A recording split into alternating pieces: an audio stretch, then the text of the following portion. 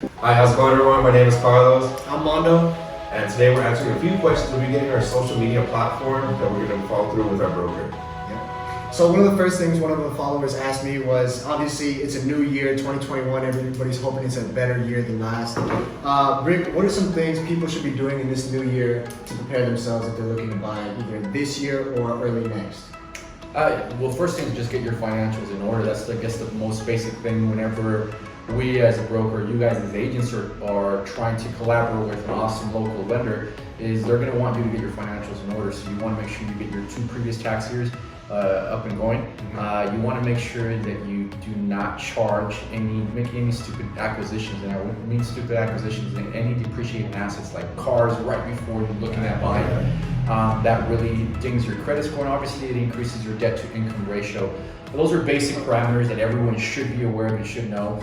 Making sure that you have money properly seeded into your bank account. What we mean by seeding is just imagine you dropping a seed into the ground and it's not going to bloom right away. So you got to allow that process to take place. So if you have some savings tucked away in your mattress, or if your dad hasn't given you that savings or graduation fund or whatever it may be, you want to make sure that you deposit that money into the bank account prior to you trying to get the qualification process started. So that way the bank sees the money that's there, it's been there for a while, you're ready to rock and roll and get your qualification.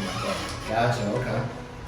And then another question that we also had, due to the recent issues with COVID, a lot of people have started their own businesses.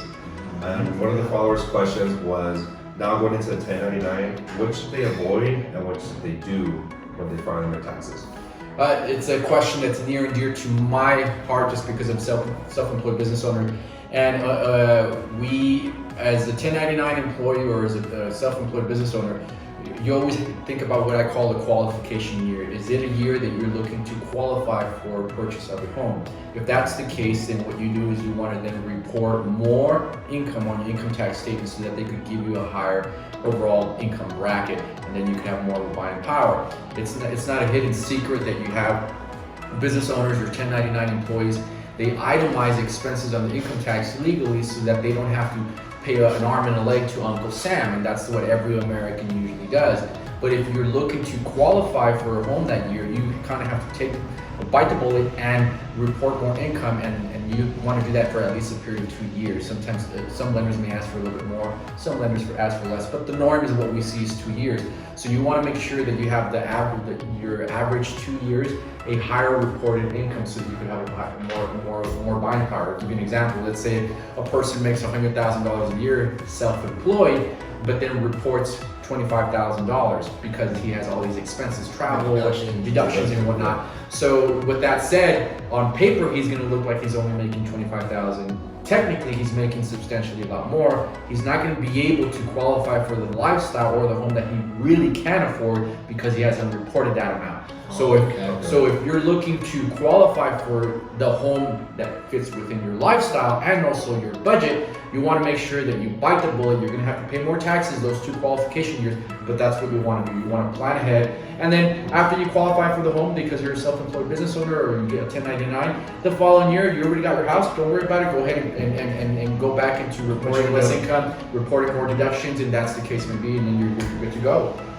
Gotcha, okay. So one of the last things that I know everybody's experiencing and is very well aware of is interest rates. We all know they're low. However, we just had a major election, the inauguration was yesterday. We're going through a pandemic, obviously we expect changes to come. For those who are considering, they're kind of on the fence, they're looking at possibly buying, would you say to wait maybe to see what those changes are? Or would you say, maybe go ahead and see and take advantage of the interest rates and everything now? Well, a couple things. First thing is I never wait if the opportunity is presented in front of me. It's like me telling you have the most beautiful car that they're selling to you and you've been waiting for such a long time. Are you going to wait for the better opportunity? No, you take advantage of the opportunity then. So in life, that's what you want to do. You don't want to wait for the perfect job. If the opportunity is great, take the job. Same thing. If you're looking to ask a girl out, ask her out. So don't wait. If the opportunity is there, go for it. But if that doesn't mean just go ahead and buy. I don't believe now's the perfect time to buy per se unless you got the right home. So it's a case-by-case basis for me. Historically speaking, now going on to the bulk of your question, you said that the interest rates are low. a buyer should take advantage of that if the home fits their search criteria and they feel it's a good buy, especially with the interest rates being that low. Then you got the best of both worlds. You get the opportunity, you got the interest rates being low, take advantage of it. Especially with what's going on with the pandemic and pandemic relief funds for all these people as well, and interest rates being historically low. I do not think, guys, that our interest rates are going to stay this low forever. It's impossible. We are, I've talked about this many times, we are putting a band-aid on our economy just to stimulate our economy of some sort, which is great, more home ownership.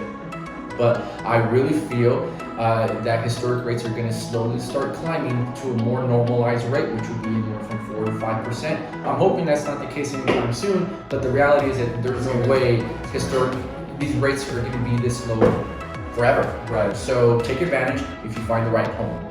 Gotcha, brother.